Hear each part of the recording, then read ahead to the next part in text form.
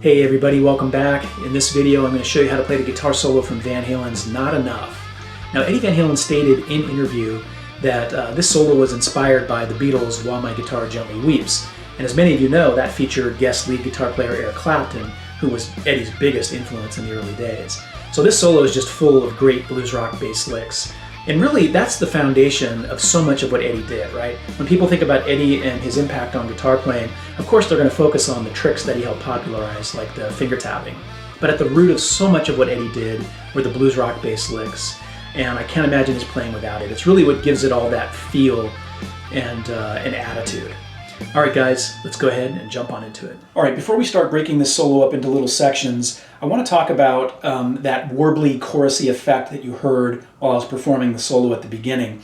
And what that is that's a Leslie rotating speaker simulation from my Line 6 Helix processor. And the reason I did that is because Eddie actually used a real Leslie rotating speaker when he recorded the solo. Okay, so I wanted to try and approximate that. But for the rest of the lesson, I'm not going to use it because I want you to hear the notes purely and cleanly.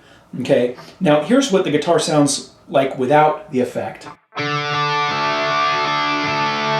And here it is with the effect.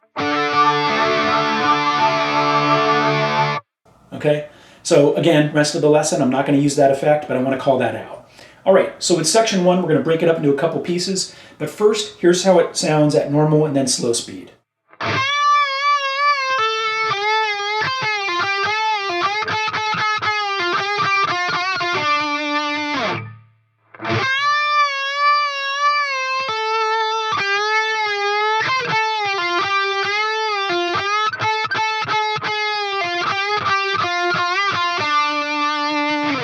All right, so we're going to break this solo up into a couple of pieces here, and the first part's going to go like this. Okay, so obviously we're going to rake up to that first note, right? And then when we start doing the bending, we're bending up at the 13th fret a full step, so like from here to here. And then we come down halfway, then we go back up, come down halfway, back up, and then all the way down, and then pull off to the 10th fret. Okay? All right?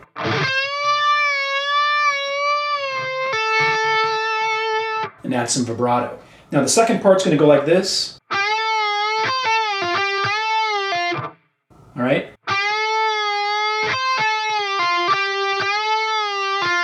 So what's going on here is first you've got that bend at the 12th fret of the G string. You're going to go up a full step, but then you come down halfway and then back up. All right? Now at the top of that bend, that 12th fret bend, then you're going to hit the 13th fret of the B. And while your 12th fret G string note is still bent, it's like a pre-bend, you're going to hit it and then come down and pull off to the 10th fret. Okay?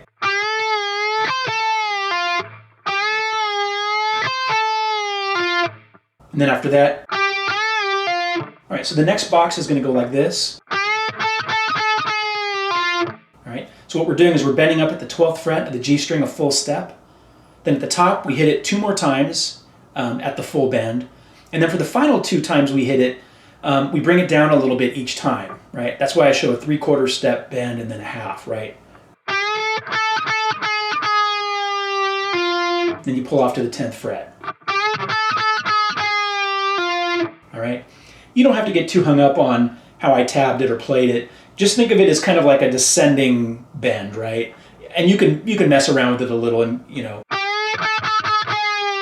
So don't get too caught up on how I tabbed it. Just go with what feels right. And then the last part of this, the last box goes like this. All right? So you got that 12th fret bend, half step up, and then. Now that 10th fret G string bend, a full step up, right? The third note from the last. A lot of times I see people instead just play the 12th fret of the G like this. Right? But if you listen carefully, it's a bend up to that note. And I've talked about this in some of my past Van Halen lessons, but a lot of times people will try to avoid bending with their index finger in these Van Halen. Van Halen does this a lot in his solos, where he bends up a full step, like from here to here. Okay? A lot of times people avoid that. Or maybe they'll slide down and bend up with their ring finger instead, like this. You know, they'll improvise somehow. But I really think it's a good technique to get down, bending with your index finger. It might be uncomfortable at first, but once you start doing it, you'll find that it's actually a great way to spice up your pentatonic playing. All right, here's this section one more time at normal and then slow speed.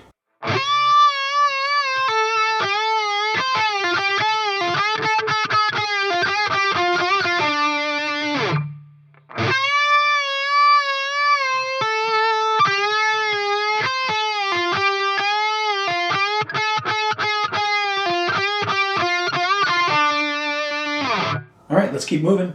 All right, section 2 is going to go like this at normal and then slow speed.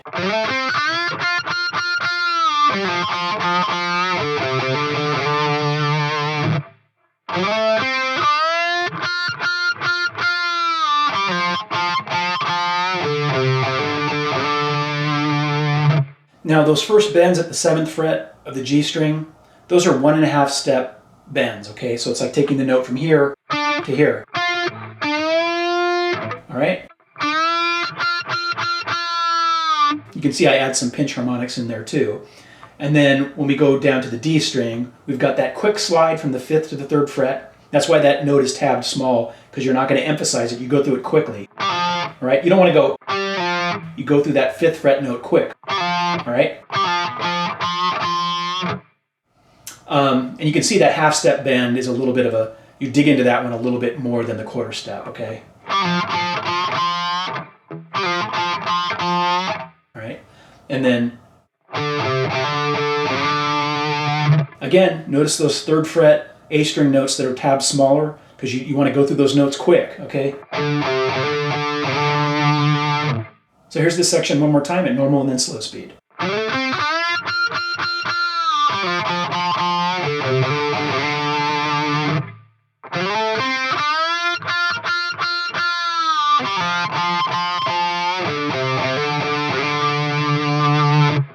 All right, let's keep moving.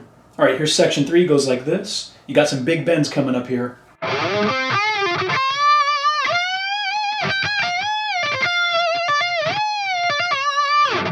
right, so the first box is going to go like this. Now what I want to call out there is once we get to that 13th fret of the B string bend, you're going to bend up pretty quickly and then hold it for a little bit before you do the vibrato. Kind of a wide vibrato too. Now notice after that we've got that little 13th fret of the B string note where we're going through that note quickly to get up to the 18th fret. And then with the 18th fret we bend up 1.5 steps, so going from here to here. All right? And then at the top of that bend you hold it for just a little bit and then apply a wide vibrato.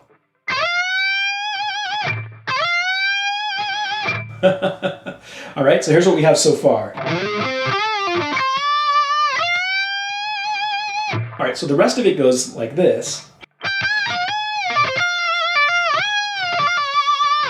Okay, so we start with the 15th fret of the high E played twice, and the second time you play it, you're going to bend up 1/2 step.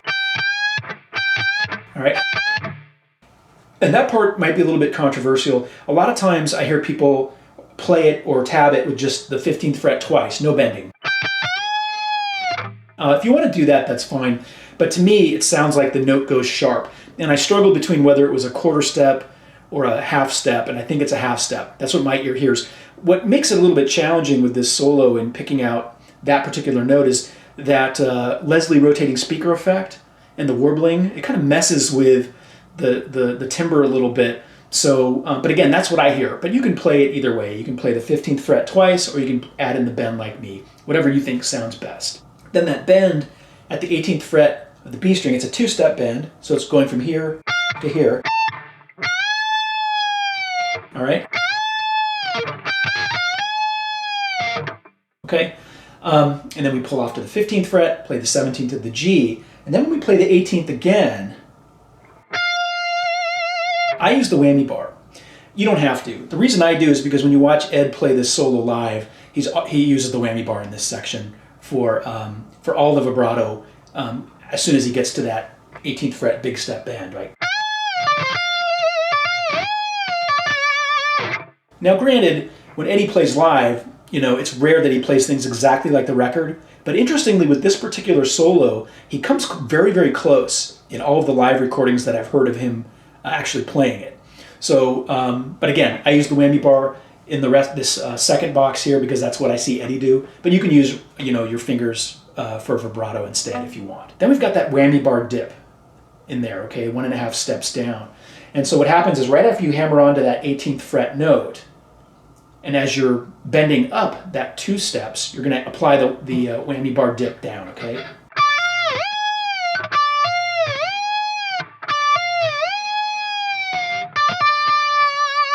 Okay? So here's this whole section one more time.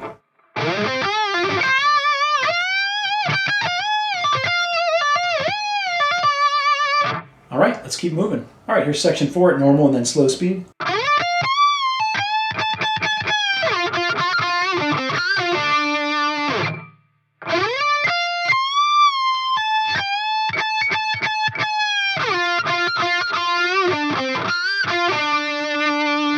All right, so the first box is going to go like this. All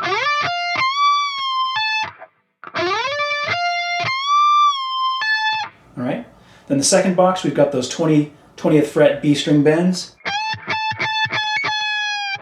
Very similar to that first lick, right, where we had that kind of descending bend.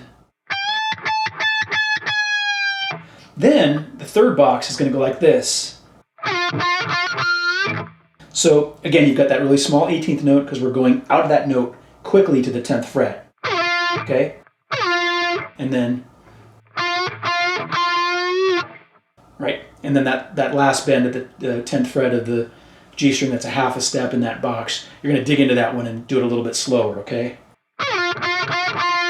And then the last box, all right? You can see the first 2 notes are palm muted, and then the bend, that 10th fret of the G string up 1 step, you're applying a pinch harmonic, and then, now once again, I think it's highly worth your time and effort to get used to bending with that index finger up 1 full step, all right? And for me, it's always easier to go down. I can't imagine trying to bend up with it. That would be, I mean, if you get used to it, it would seem natural, but for me, it's not. For me, it's more natural to bend down when I'm doing it with my index finger. Okay? But again, practice that and you'll get it eventually. So here's this section one more time at normal and then slow speed.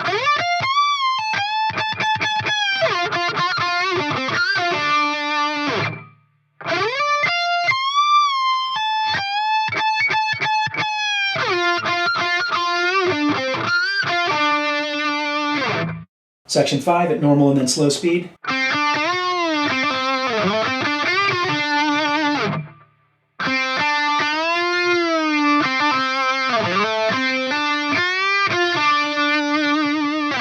So the first part, that bend is a 1.5 step bend, so taking the note from here to here. And then with the second part, it goes like this. With that one, I want to call out that last note there, that 7th fret. You can see I kind of tabbed it funny in that the vibrato starts out mellow and then gets wider, right? Don't get too hung up on that. That's what I hear when I slow it down. But once you get it up to normal speed, you're probably just going to want to apply a wide vibrato.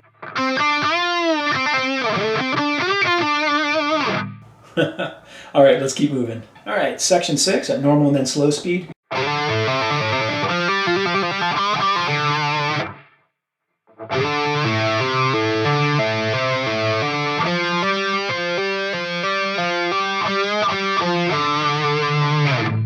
Now with this section, probably doesn't need a lot of explaining, but I do want to call out that with that first part where we're doing the hammer-ons and pull-offs on the A string, a lot of times I'll see people break that up where they're not doing any hammer-ons. Instead, where you see the hammer-on, they're actually picking the note instead, like this. Okay? But it sounds more fluid to me, like it's all hammer-ons and pull-offs. But it's, it's kind of buried in the mix a little bit, right? If you do it either way, I don't think anyone's going to know. And then with the next part, you'll notice I put a little space there between the first and the rest. Okay. That's because if you really slow down the original, you can hear the phrasing like that. Okay, but once you get it up to full speed, you may not even notice that phrasing. It may just seem like he's just, right? So don't get too hung up on that. I'm just trying to get it to you with the right feel, okay? So if you play it slowly, listen to the original slowly, you'll hear it that way.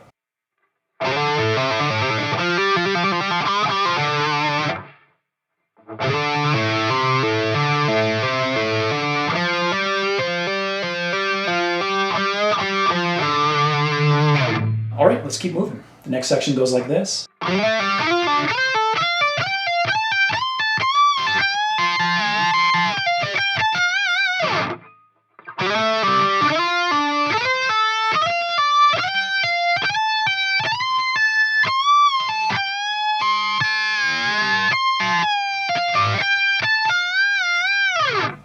All right, so the first box is going to go like this. This is where you do all those little sliding moves.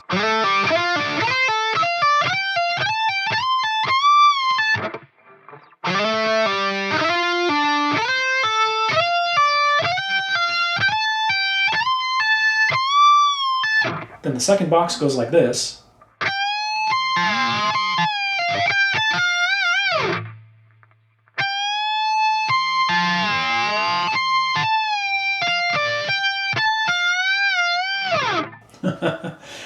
You'll notice a little bit of blending of notes in there, right? So at first you're bending up at the 20th fret of the B string, okay? And you're going to be holding that note, throughout it, right? Or keeping your finger on that string throughout it.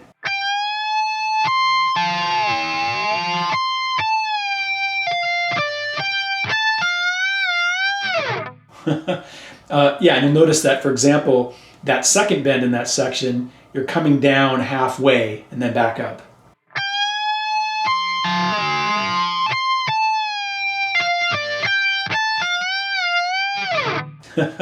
Now at the end, I could have tabbed that as some bending, but I just tabbed it as wide vibrato, okay? So here's this section one more time at normal and then slow speed.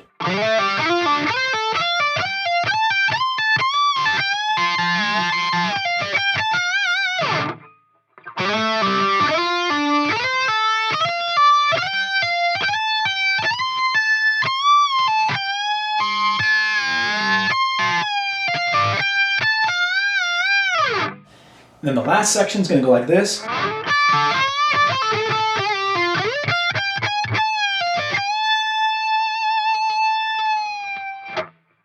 So the first part's going to go like this. You'll notice that little ghost note at the beginning, because basically what's happening is from the last part, remember when you slid down, you're sliding back up at that point. So you can just ignore that ghost note, but it's there, okay? So without it, that first part really goes like this.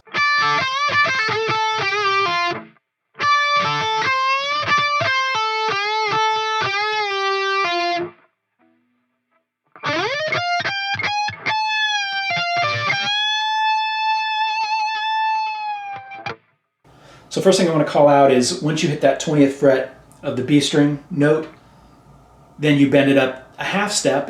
It's a pre-bend, right? So you bend it up, then hit the note. And then you bring it up all the way a third time.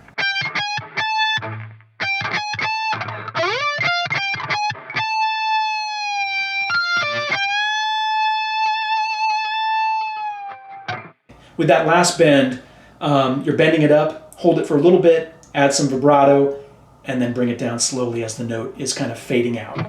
Here's this section one more time at normal and then slow speed.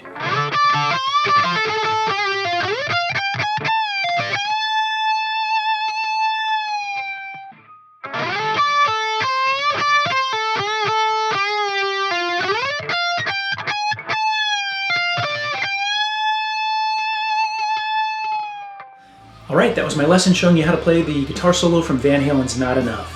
If you found it helpful or informative, I would appreciate a thumbs up, and please hit that subscribe button if you haven't done so already, if you want to catch videos like this as soon as they come out. And if you have any questions or comments, leave them down below, and I will attempt to answer them as time allows. Until next time, rock on.